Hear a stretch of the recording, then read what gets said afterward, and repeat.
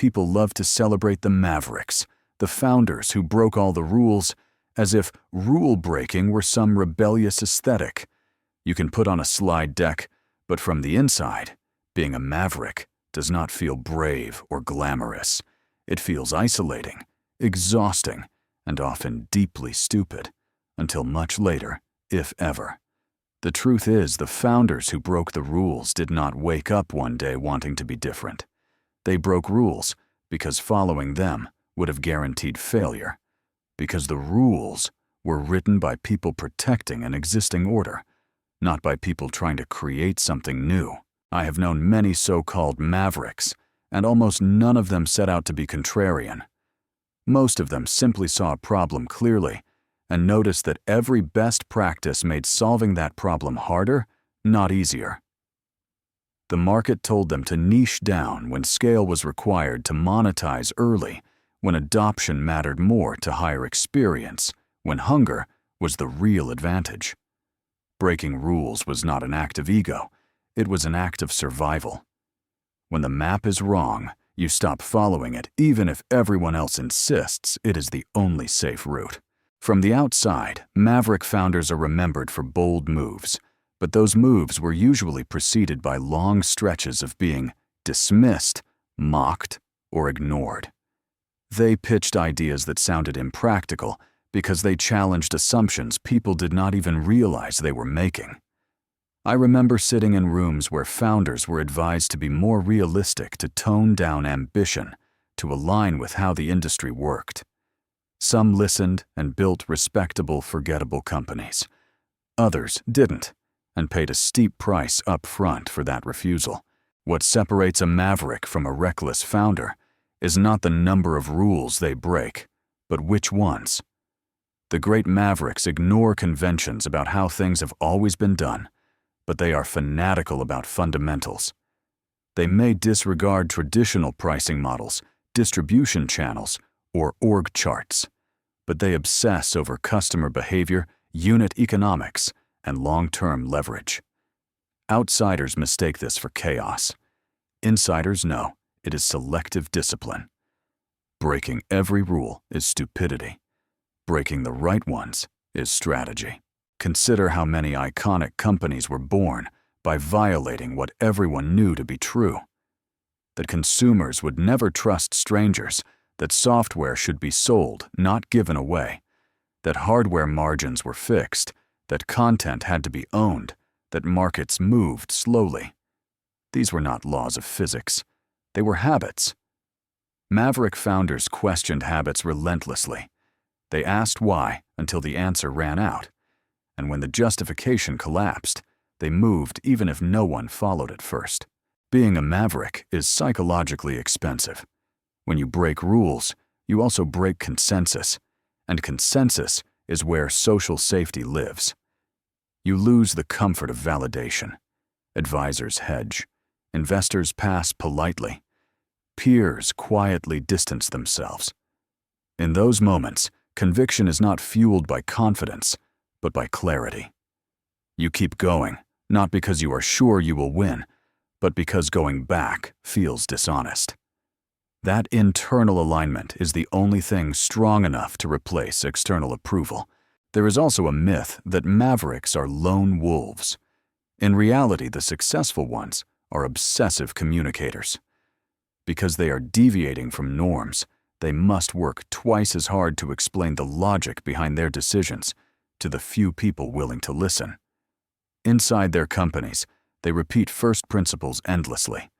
They build cultures that tolerate disagreement, but demand reasoning. Rule-breaking without shared understanding turns into confusion quickly. The mavericks who scale learn how to institutionalize their rebellion without letting it devolve into chaos. Many mavericks fail, and this is where the story gets uncomfortable. History remembers the survivors and forgets the rest, which creates the illusion that rule-breaking guarantees success. It does not.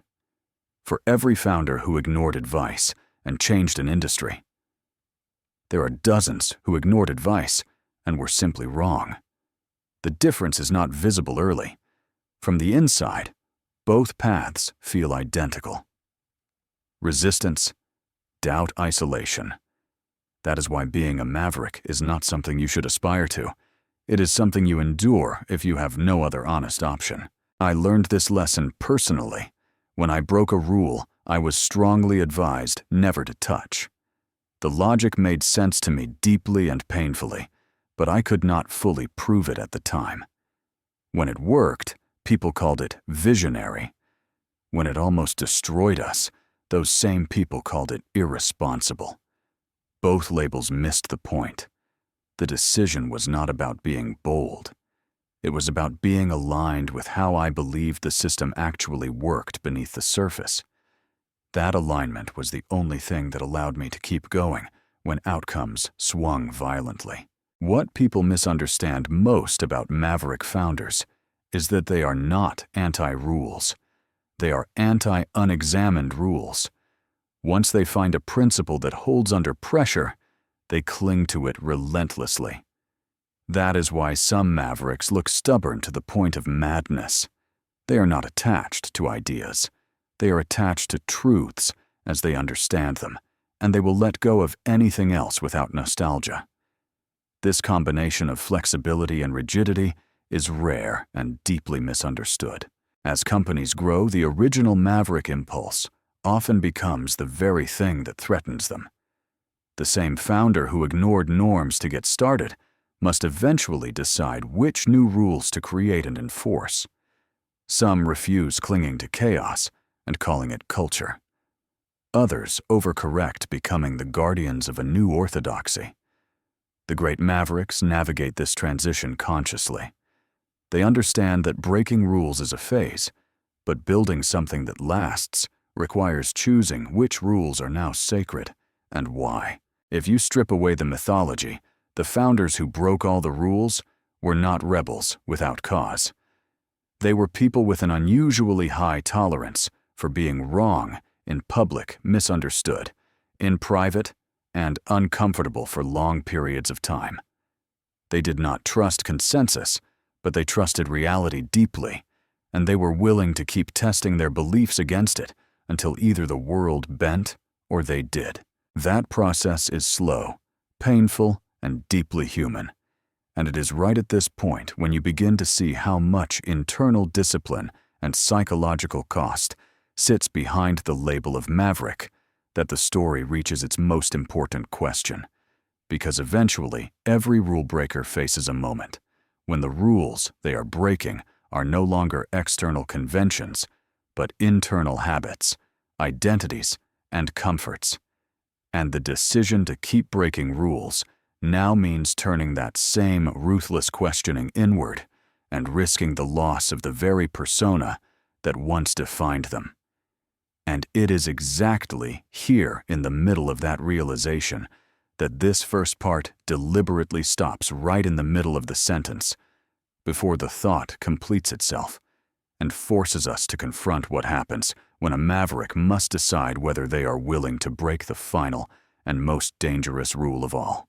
And that is where the story of every true maverick either deepens into something meaningful or collapses under its own mythology, because breaking external rules is easy compared to breaking the internal ones you have built to survive. Early on, the identity of being the outsider gives you energy. It sharpens you. It gives meaning to the resistance. But over time, that same identity can harden into armor, and armor that once protected you eventually prevents you from moving. This is the moment when the most dangerous rule appears, the rule that says, "This is who I am, and therefore, this is how I must act." I have watched founders who built legendary companies become prisoners of their own origin stories. They could no longer change their minds without feeling like traitors to their younger selves. They dismissed valid criticism because it sounded too similar to the voices they had once proven wrong. What began as independence slowly turned into rigidity, and the world, indifferent to narratives, moved on without them. The mavericks who survive this phase do something almost no one talks about. They stop confusing identity with strategy. They allow themselves to evolve without rewriting history. They admit that the rules they broke were context-specific, not eternal truths. This takes a level of maturity that looks from the outside like inconsistency. From the inside, it feels like loss. You grieve the version of yourself that needed rebellion to exist. But in that grief, something quieter and stronger takes its place: discernment. True mavericks eventually learn that the goal was never to break rules forever. The goal was to see clearly enough to know which rules mattered and when. At some point, the job shifts from disruption to construction. You are no longer fighting an old system. You are responsible for the new one you created.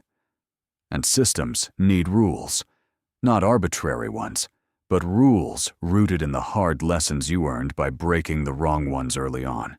This is where many stories end badly. Founders who cannot let go of the chaos that once gave them leverage become liabilities to their own companies. They call structure bureaucracy. They call discipline selling out. Meanwhile, the organization grows, and the absence of shared rules creates fear, politics, and quiet decay. The irony is brutal. The person who once freed the company from outdated conventions becomes the reason it cannot mature. The mavericks who endure make peace with a painful truth: being special is not the same as being useful at every stage.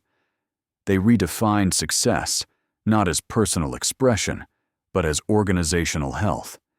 They either transform themselves into leaders who can hold complexity, or they step aside with enough self-respect to let others carry the mission forward. That choice is rarely celebrated, but it is one of the clearest signs of real strength. Looking back, the founders who truly broke all the rules were not addicted to disruption. They were addicted to alignment. They broke rules when the rules blocked reality, and they created new ones when reality demanded stability. They didn't cling to the title of maverick. In fact, many of them quietly rejected it, because labels freeze you in time, and nothing is more dangerous to a builder than believing their best work is behind them, or that their identity must remain fixed for the story to make sense. The final lesson of the mavericks is not about courage, but about timing. Knowing when to push, knowing when to adapt, knowing when to stop fighting ghosts of the past and start questioning the habits you now take for granted. The most powerful rule breakers eventually turn that same ruthless skepticism inward, asking whether the behaviors that once kept them alive are now holding them back. That question hurts. It strips away the romance, and it is the price of continuing to matter. If you are drawn to stories of founders who broke all the rules, be careful what you admire. Do not chase rebellion. Chase clarity. Do not idolize defiance. Respect discernment. And above all, understand that the hardest rule to break is the one that says you must remain the same person you needed to be when you started. If this reflection hit close to home, if you are a founder wrestling with the tension between who you were and who your company now needs you to become, subscribe to the channel for conversations that go beyond myth and into the uncomfortable reality of building things that last, and leave a comment, sharing which rule you feel you may need to break next. Because sometimes naming it is the first step toward having the courage to question it honestly.